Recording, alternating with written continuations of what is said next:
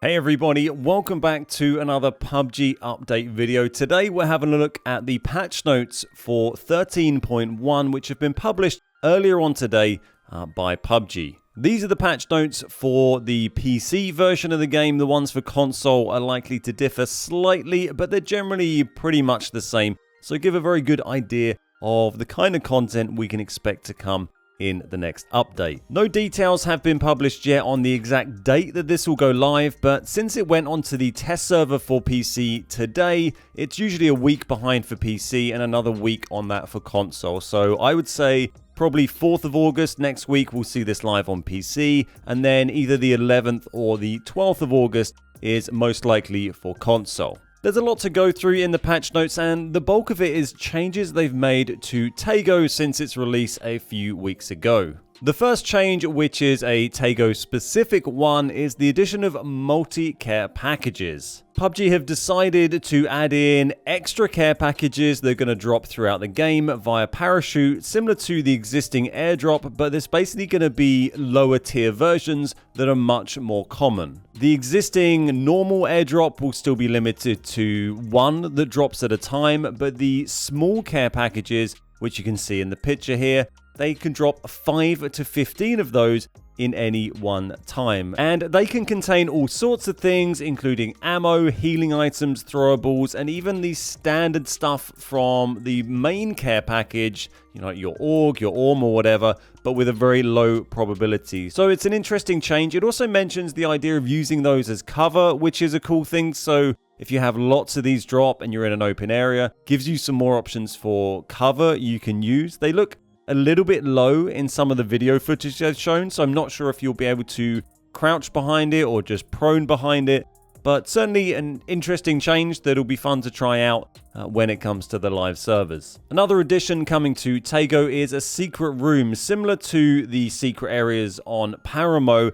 you'll be able to find a key that will then open a secret room, and within that is some cool loot, and that can contain all sorts of stuff. In the picture they show, it's got meds, scopes, it's got the self-revive, it's got the emergency pickup, which has also been added to Taego now, and all sorts of stuff. You can find crate guns in there apparently. So that's a secret room that's located behind some shutters, and if you get the key, you can open that and get yourself some tasty loot. The third of the major changes being made to Taego is probably the most dramatic, and that is that the plane that you fly into the map on can now be on fire and crash. So I think sometimes when you load up the map, not every time, the plane's engines will be on fire and it will descend much more rapidly. This means that you have to get out of the plane earlier and the players will be more bunched up. And if you stay in the plane till the end of its flight, you'll be forced out of it and you will take 50% damage as well. The plane doesn't crash into the ground and leave a cool big burning plane on the ground, sadly, but it'll just kick you out when it gets to a certain height and then it kind of flies off of the battlefield. But it's an interesting mechanic, totally out of nowhere. It's a bit of a random one.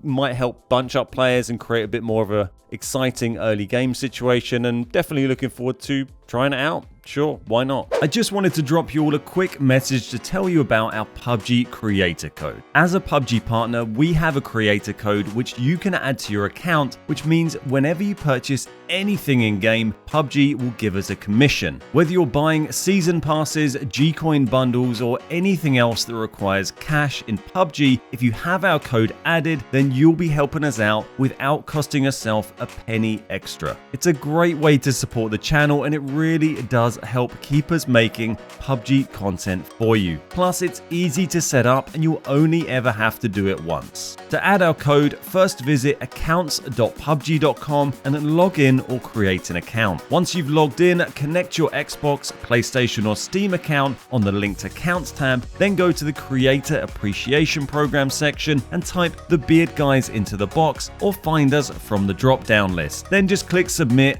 and you're all done. A massive thank you to everybody who has used our code. Your support is absolutely vital for us and it really makes a huge difference. There's also some minor changes being made to Taego. They've changed the spawn rate chances of the self-AED. The self-revive kit has had a massive increase of 37%. Stocks changed by 1%, barely seems worth it, but What do I know? Stun grenades quite significantly decreased, and Molotovs slightly decreased. So a little bit of balancing there. The self-revives, I'd rarely seen them when I've been playing Taego, so certainly don't mind them having them increased. That does seem like a big increase. But like I said, they were pretty rare from my experience of playing it. So we'll have to see how that one plays out. And as I mentioned earlier, they've also added the emergency pickup to the map, as well as C4 and spike traps that weren't on it already. I'm not really sure why they weren't on it on release, but they've now been added, which is good news because we can now do stupid custom games with tons of C4. Moving on from the Taego specific updates, they've made some changes to Sanhok. Sadly, the change isn't completely removing it from the game, but they have made some tweaks to the layout of it. You can see in some of the areas they've added in some extra rocks for a bit of cover. As we go down, they've added in some more trees going up the mountain, which is a pretty horrible place to go up. And it looks like they've changed the temple completely and sort of skimmed the top of the mountain off. So that's going to be interesting to check out. There has also been some changes made to map rotation, maybe not what most players would have hoped or expected, but they've removed Paramo from map rotation and then added Karakin back in. I was briefly excited when I saw that they were removing Paramo because I like the idea of there being less maps in rotation, but they're putting one straight back in there, which isn't Taego. So it seems kind of weird to me to not say take out Paramo and put Taego in. I think having Erangel, Miramar, Sanhok, Vikendi and Taego would be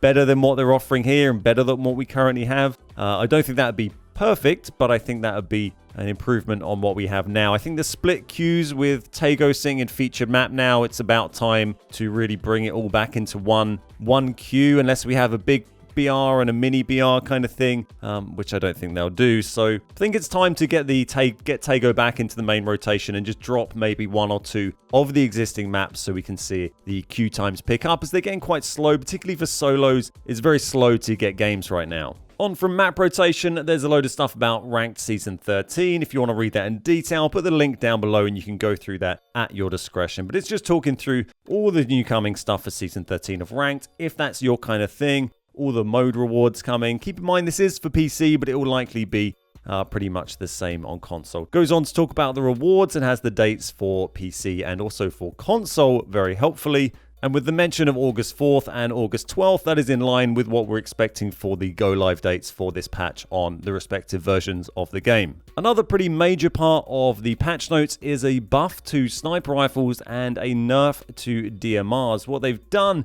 is they've increased the muzzle velocity, they've decreased drag, they've increased the damage at long range, and given a flatter bullet trajectory to the M24, the Mosin, and the Kar 98. And on top of that, they've also decreased the bolt action delay, increased bolt action speed, increased the rate of fire, and given a faster transition to scoping after bolting. So almost every aspect of the bolt actions has been buffed. And then to make that even more significant, they've also nerfed DMRs. So we might see things shift a little bit more towards bolt action play rather than DMRs, which are kind of the go-to as it stands. The DMRs in question, which is I think pretty much all of them, have had increased bullet drop and reduced damage at long range. That's for the Mini, the QBU, the SKS, and the SLR. And then the MK12 has had its damage coefficient at long range decreased as well. There's a few slight tweaks to some other guns. The QBC has had a slight buff, as has the G36.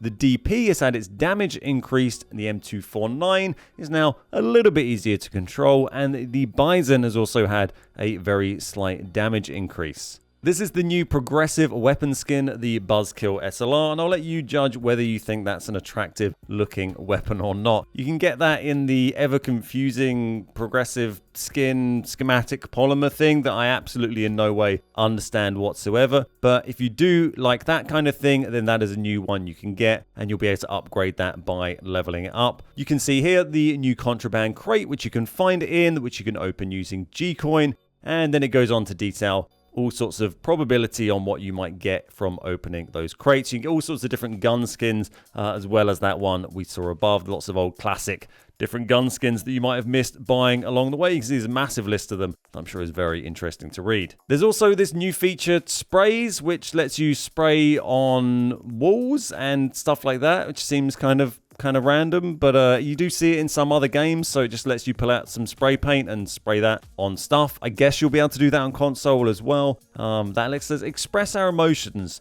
through various sprays, which I know is definitely something I've been eager to do in PUBG for quite some time. There's also been some tweaks to the UX and the UI, which aren't super interesting, but I'm sure we'll see those once they're live. But the one that is interesting is the kill message improvement. So you can see here in the screenshot, this is the existing one, and then on the right here, you've now got this improved kind of, not the kill feed, I guess, but the kill messages that pop up in the middle of the screen that gives you a lot more information on what you've done with your weapon. So I like that. I'm down. I'm kind of interested to see how that plays out. I think that's a nice little change, and it looks like they've done it in quite a nice, effective way. So looks like a good change to me. There's also some changes to the quick markers and how they work. There's increased usage of the waypoint system. You can now make more markings with that, which is nice to see. And they've also made some changes to the auto equip system. So basically before, if you tried to equip something with a full inventory, then it wouldn't work because you wouldn't be able to drop the existing thing. Now that's been changed, so you'll still be able to equip it and it will just drop the already equipped thing. So another nice quality of life improvement there. Then goes on to list a few little bits, some notification stuff from that weird little notification thing in the top right, which I absolutely hate, and it seems weird that they have missions and special things hidden up there in this tiny little menu, which I'm sure half the players don't even know exists, but they've made some changes to that. There's also some changes to performance. Keep in mind this is for PC, and a bunch of stuff on skins you can buy. There's some blue skins, there's some whatever these are, there's this stuff, there's, you know, all sorts of